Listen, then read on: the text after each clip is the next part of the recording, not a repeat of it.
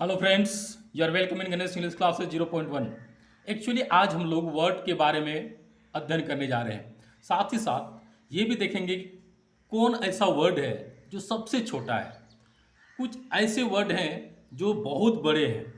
साथ ही साथ हम लोग पार्ट्स ऑफ स्पीच को बहुत ही अच्छी तरह से डिफाइन करके पढ़ने जा रहे हैं। आपके पास समय की प्रॉब्लम है, आप समय को किसी न किसी तरह बचाने का प्रयास करें और उस बचे हुए समय में आप क्या करें, कम से कम कुछ समय इस वीडियो को अच्छी तरह से वॉच करें ताकि आपका फ्यूचर बहुत अच्छा हो सके। हम जानते हैं कि ज़िंदगी में कभी किसी को फुर्सत न मिलेगी काम में, जिंदगी में कभी किसी को फुर्सत न मिलेगी काम से, और एक ऐसा समय निकालो, पढ़ लो बाबू आराम से। ये समय बस आपके पास एक बार मिला है, फिर आप लाइफ में फिर ऐसा समय नहीं मिलेगा। जो समय एक बार गुजर जाता है पुनः वो नहीं आता है। तो मैं आपसे आग्रह करता हूँ कि आप थोड़ा मन से वीडियो को वॉच करने का प्रयास करें और जितना हो सके मैं आपको समझाने का प्रयास करता हूँ।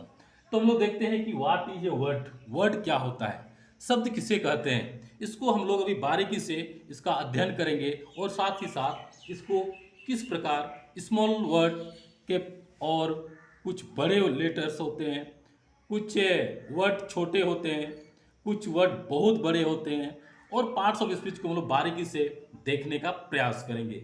जैसे सबसे पहले मैं ये कह सकता हूँ कि what is a word. Word किसे कहते हैं, वर्ड क्या है, इसका परिभाषा क्या होता है। तो हम लोग जानते हैं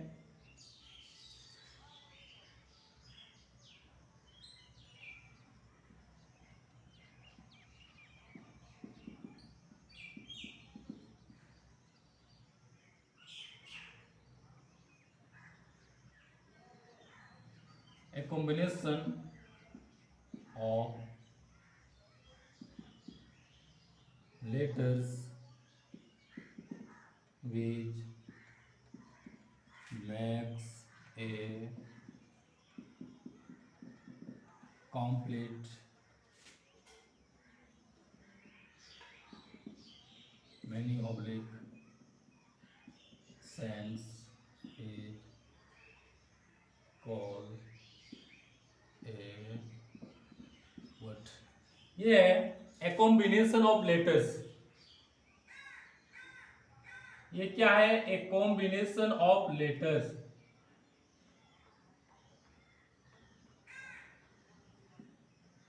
तो a combination of letters which makes a complete meaning और sense is called a word. कहने का अर्थ हुआ वर्ड जो है वो लेटर्स का एक समूह है, लेकिन वर्ड लेटर का समूह होने के बावजूद भी उसका क्या होना चाहिए, एक मीनिंगफुल होना चाहिए। और दूसरा बात है कि उसका एक सेंस निकले। यदि उसमें मीनिंग हो और उसका सेंस निकले तो उसे हम वर्ड बोलेंगे, और न कि हम कुछ भी लेटर्स को जोड़ देंगे तो उसे वर्ड नहीं बोलेंगे। तो सबसे पहले ये समझ में आ गया होगा कि लेटर्स के समूह को वर्ड बोलते हैं, लेकिन लेटर्स का समूह क्या होना चाहिए, उससे एक मीनिंग निकलना चाहिए, और क्या होना चाहिए, या तो उसे सेंस निकलना चाहिए। जब उससे मीनिंग या सेंस निकलता हो तो उसे हम वर्ड बोलेंगे, और जिससे मीनिंग या सेंस नहीं निकलता हो तो ऐसे लेटर के समूह को हम वर्ड नहीं बोलते हैं। तो हमको ये पता चल गया होगा कि ये वर्ड क्या है, लेटर का समूह है। यानी ये जो लेटर्स होते हैं 26 लेटर्स, उसी का एक समूह है। और ये क्या है, इसका एक मीनिंग होता है या तो सेंस देता है। तो ऐसे कॉम्बाइन लेटर्स को हम वर्ड बोलते हैं। और यदि जो इधर उधर से एडजस्ट किया गया हो और उसका कोई मीनिंग या सेंस नहीं आता हो तो उसे हम वर्ड नहीं बोलते हैं। जैसे हम ये कह सकते हैं कि what is the smallest word of English. What is the smallest word of English. English का स्मॉलेस्ट वर्ड क्या है, सबसे छोटा वर्ड क्या है। तो हम जानते हैं इसको, ये है ए और आई, यानी ए और आई, जिसको हम लोग एक बोलते हैं और जिसको हम लोग आई को मैं बोलता हूं। तो यानी ए और आई जो है ये इंग्लिश का सबसे छोटा वर्ड है, क्योंकि हमको ये भी पता है कि ए क्या है, ए एक लेटर भी है, अल्फाबेट लेटर है। ए क्या है, एक वर्ड भी है। ए क्या है, ये एक डिटरमाइनर भी है। ए क्या है, इंडिफिनिट आर्टिकल भी है। और ए क्या है, एक डेमोन्स्ट्रेटिव एडजेक्टिव भी है। यदि हम लोग कुछ एंशियंट ग्रामर पढ़ते हैं तो पता चलेगा कि ए क्या है, एक डेमोन्स्ट्रेटिव एडजेक्टिव का भी ये पार्ट था। आज इसे क्या किया गया है, डिटरमाइनर के अंतर्गत रखा गया है। तो इस प्रकार से हम ये देखते हैं कि ए क्या है, एक संख्या सूचक शब्द भी है। तो ए का बहुत सारा क्या है, क्वालिटी है। और इस प्रकार से ए एक लेटर होते हुए भी ए क्या है, एक वर्ड का काम करता है। तो सबसे छोटा वर्ड है ए और आई, जिसको एक और मैं कहते हैं। तो अब देखते हैं कि ये स्मॉलेस्ट वर्ड है। अब सबसे लॉन्गेस्ट वर्ड क्या है, तो what is the longest word of English dictionary. English dictionary का सबसे लंबा वर्ड क्या है, उसको हम लोग देखेंगे। जैसे है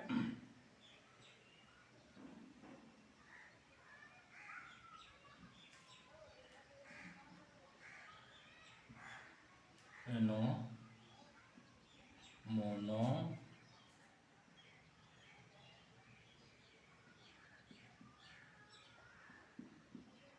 फेनो मोनो अल्ट्रा माइक्रो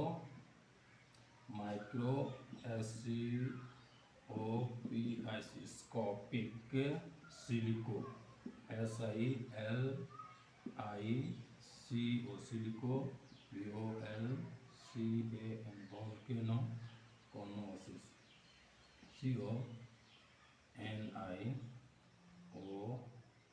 CONIOSIS।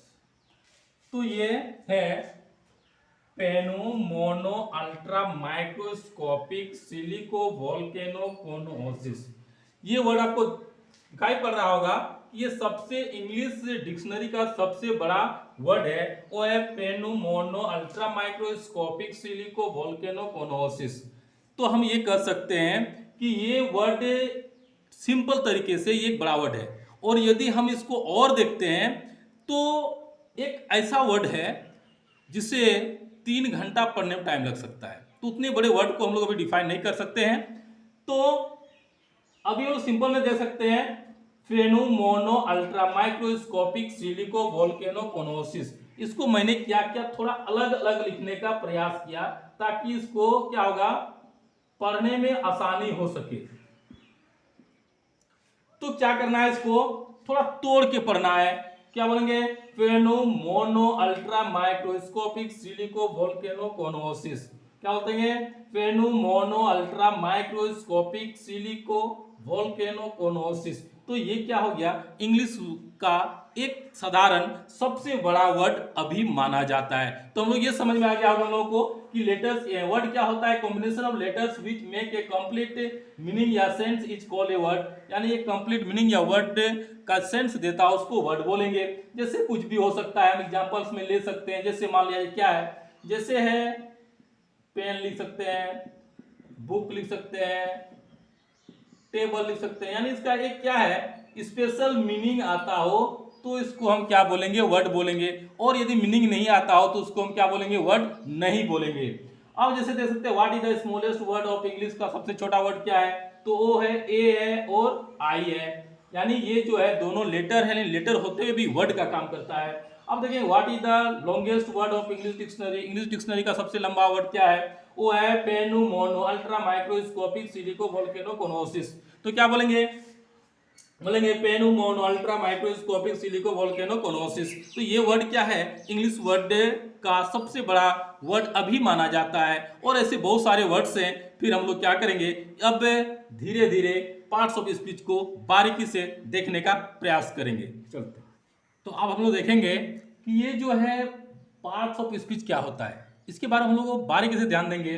और ये क्या क्या करना है, इसमें देखना है कि क्या इसका मतलब क्या बता रहा है। तो सबसे पहले मैंने लिखा है कि what is parts of speech. Parts of speech क्या होता है, किसको बोलते हैं पार्ट्स ऑफ स्पीच, ठीक है। तो इसका मैंने आंसर लिखा है कि all English words are classified into 8 parts according to their function is called parts of speech. यानी दुनिया में जितने भी इंग्लिश वर्ड्स हैं, सारे इंग्लिश वर्ड्स को उसके कार्यों के अनुसार 8 भागों में बांटा गया है, जिसे हम लोग पार्ट्स ऑफ स्पीच के नाम से जानते हैं। तो वो कौन कौन है? वो है एक first noun, pronoun, adjective, verb, adverb, preposition, conjunction और इंटरजेक्शन। ये 8 जो हैं, ये पूरे पार्ट्स ऑफ स्पीच का क्या है, एक स्तंभ है, यानी इसी का एक पार्ट्स है। ये पार्ट्स ऑफ स्पीच को ये 8 भागों में हम लोग छोटे छोटे भागों में बांटे हैं, और इसको क्या करेंगे, बारीकी से देखने का प्रयास करेंगे कि नाउन क्या होता है, प्रोनाउन क्या होता है, एडजेक्टिव क्या होता है, वर्ब क्या होता है, एडवर्ब क्या होता है, प्रीपोजिशन क्या होता है, कंजक्शन क्या होता है, इंटरजेक्शन क्या होता है। यानी इसको हम लोग बारीकी से देखने का प्रयास करेंगे। तो सबसे पहले हम ये जानते हैं कि what is a noun. Noun क्या होता है, व्हाट इज नाउन, इसका डिफिनेशन क्या है। तो सिंपल में हम बोल सकते हैं कि all naming words are called noun. दुनिया में जितना भी नेम है, सारे नेमिंग वर्ड्स क्या है, वो नाउन होता है। थोड़ा सा इसको हम लोग अलग तरीके से भी बोल सकते हैं कि noun is the name of a person, place, animal और थिंग। यानी पर्सन, प्लेस, एनिमल और थिंग, इसका डिफिनेशन होता है। या तो हम इसको all naming words are called noun बोल सकते हैं, या तो a noun is the name of person, place, animal और थिंग बोल सकते हैं। इसको कई प्रकार से डिफाइन किया जा सकता है। तो एग्जांपल में मैंने लिखा है क्या है, जैसे ये जो पर्सन है उसमें हम बोल सकते हैं राम, रौनक, प्लेस में रांची, पटना, जहां भी हम बोल सकते हैं। एनिमल में कुछ भी होता है, काउ, डॉग, कैट। थिंग्स में बुक, पेन, टेबल, चेयर, ये सारा वो सारे एग्जांपल्स हो सकते हैं। अब हम लोग देखते हैं व्हाट इज प्रोनाउन। प्रोनाउन क्या होता है। नाउन तो हम लोग देख लिए, प्रोनाउन क्या होता है। तो बोलेंगे pronoun is a word which comes in the place of noun. यानी जो नाउन के स्थान पर आता है, संज्ञा के स्थान पर आता है, उसे हम लोग प्रोनाउन कहते हैं। दूसरी बार हम लोग ये बोल सकते हैं कि pronoun is a word which comes instead of noun. यानी जो संज्ञा के बदले आता है, यानी नाउन के बदले में जो आता है, उसे भी हम लोग क्या कहते हैं, प्रोनाउन कहते हैं। जैसे प्रोनाउन का एग्जांपल है आई, वी, यू, ही, सी, दे, ये सारे प्रोनाउन के एग्जांपल हैं। अब हम लोग फिर आगे देखते हैं।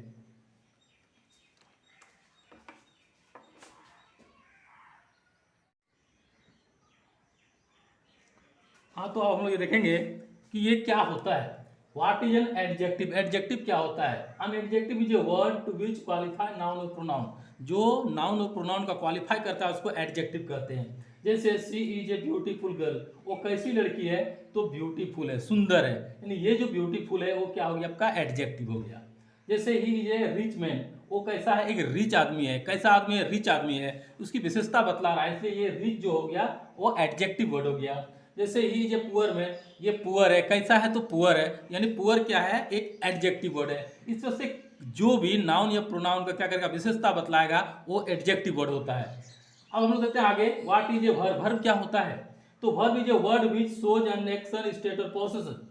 तो इसको हम ये कर सकते हैं, verb is a word which shows an action, state और पोजीशन।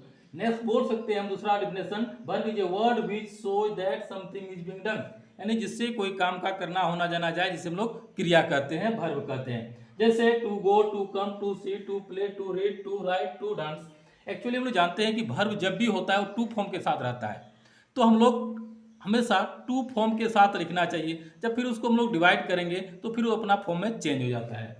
तो अब नेक्स्ट है what is an adverb. Adverb क्या होता है, तो an adverb is a word which qualify verb, adjective and another adverb.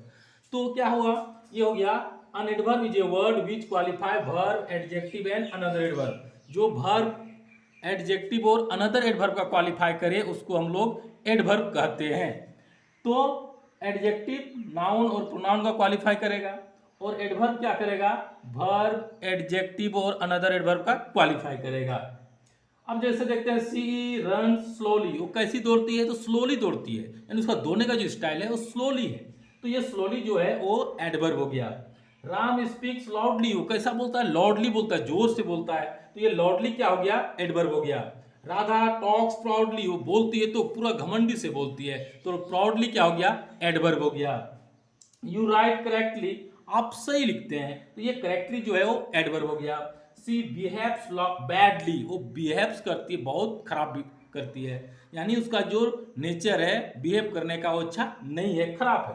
तो badly, she speaks English correctly, वो इंग्लिश बोलती है, सही बोलती है, तो करेक्टली क्या हो गया, एडवर्ब हो गया। तो इस प्रकार से हम लोग देख लिए एडजेक्टिव, वर्ब, एडवर्ब। अब हम लोग देखेंगे प्रीपोजिशन कैसे यूज होता है। तो अब हम लोग देखेंगे कि ये क्या होता है, व्हाट इज प्रीपोजिशन। प्रीपोजिशन क्या है, तो preposition is a word which comes before noun और pronoun to joins it relation with other in the sentence. यानी प्रीपोजिशन क्या है, एक वर्ड है जो नाउन या प्रोनाउन के पहले आता है और इसका संबंध क्या करता है, दूसरे के साथ जोड़ देता है, तो ऐसे वर्ड को हम प्रीपोजिशन कहते हैं। तो प्रीपोजिशन कितने हैं, how many preposition, you can say there are so many prepositions, बहुत सारे प्रीपोजिशंस हैं। कुछ एग्जांपल्स है जैसे at, in, on, over, under, to, into, with, ये सारे वर्ड्स क्या है, प्रीपोजिशन का एग्जांपल्स है। और ऐसे ऐसे वर्ड्स बहुत सारे प्रीपोजिशंस में हैं। व्हाट इज कंजक्शन, कंजक्शन क्या होता है, कंजक्शन क्या है, conjunction is a word, conjunction क्या है, एक वर्ड है which joins two words two sentence and two phrase. Conjunction is a word which joins two words two sentence and two phrase, दो शब्द को जोड़ता है, दो वाक्य को जोड़ता है और कभी कभी दो फ्रेज को भी जोड़ने का काम करता है। तो ये क्या है कंजक्शन एग्जांपल, ये एंड, बट, और, स्टिल, येट, दो, अल्दो, ये सारे वर्ड्स जो हैं वो कंजक्शन का एग्जांपल्स है, जिसके सारे सेंटेंस को, वर्ड को और फ्रेज को जोड़ा जाता है। नेक्स्ट है what is N interjection, interjection क्या है, तो an interjection is a word which expresses some sudden feeling or emotion, an interjection is a word which expresses some sudden strong feeling or emotion। कभी कभी हम लोग क्या करते हैं, कोई चीज देखते हैं चौंक जाते हैं, कभी कभी हम लोग क्या करते हैं, जैसे मान लीजिए कभी कुछ बहुत खुश हो गए या तो बहुत दुख हो गए, तो हमें क्या करते हैं, कुछ एक्शन होता है, दिमाग में कुछ घूमता है, तो ऐसे वर्ड्स को हम इंटरजेक्शन के अंतर्गत रखते हैं। जैसे ओह, कोई मर गया, ओह क्या हो गया, वो डेड हो गया, हुर्रा, कहीं लोग क्रिकेट खेल रहे हैं, अचानक क्या होता है, वो कैच हो गया, hurrah we have won the match, वाह हम लोगों ने मैच जीत लिया। यानी ऐसा एक्सप्रेशन जिसको हम क्या कर सकते हैं, अभिव्यक्त नहीं कर सकते, बहुत खुश हो जाते हैं या तो बहुत दुख हो जाते हैं, बहुत ऐसी ऐसी स्थिति में हम क्या करते हैं, इंटरजेक्शन का प्रयोग करते हैं। जैसे कुछ हो गया, चोट वोट लगी, हाँ, हस, ब्रेवो, ऑप्स, ने, फाइट, यानी कुछ कुछ ऐसा वर्ड है जिसे क्या करते हैं, हम अपने आप को कुछ अलग शो करते हैं, तो ऐसे वर्ड्स को इंटरजेक्शन के अंतर्गत रखा जाता है। तो हाँ दोस्तों, हम लोग ये समझ में आ गया होगा हम लोग को कि नाउन क्या होता है। तो all naming words are called noun बोल सकते हैं, या तो noun is the name of person, place, animal और थिंग बोल सकते हैं। What is pronoun, pronoun which comes in the place of noun is called pronoun, या तो which comes instead of noun is called pronoun, हम ये बोल सकते हैं। एडजेक्टिव क्या होता है, an adjective is a word which qualify noun और प्रोनाउन, जो नाउन और प्रोनाउन का क्वालिफाई करेगा उसको एडजेक्टिव बोलते हैं। वर्ब क्या होता है, verb is a word which show that something is being done. Adverb क्या होता है, an adverb is a word which qualify verb, adjective and another adverb. Preposition क्या होता है, preposition is a word which comes before noun or pronoun to joins it relation with other in the sentence, तो ये क्या कहते हैं, सिर्फ preposition करते हैं। कंजक्शन क्या होता है, conjunction is a word which joins two words two sentence and two phrase, यानी ये जोड़ने का काम करते हैं, इसको कंजक्शन कहते हैं। इंटरजेक्शन क्या होता है, an interjection is a word which expresses some sudden feeling और इमोशन। तो इंटरजेक्शन क्या है, an interjection is a word which expresses some sudden strong feeling और इमोशन। तो ऐसे ऐसे वर्ड्स को हम छोटे छोटे ट्रिक्स के माध्यम से अब क्या करेंगे, सिंपल सिंपल तरीके से आप इसको याद कर लेंगे। बहुत ही इजी वे में मैंने आपको समझाने का प्रयास किया। और क्या करेंगे, इसके बाद ये पार्ट्स ऑफ स्पीच को मैं एक शायरी के माध्यम से आपको पुनः नेक्स्ट वीडियो में उपलब्ध कराऊंगा। सिर्फ उसमें शायरी के माध्यम से ये पूरा पार्ट्स ऑफ स्पीच रहेगा, इसलिए आप उस वीडियो को भी अवश्य देखेंगे।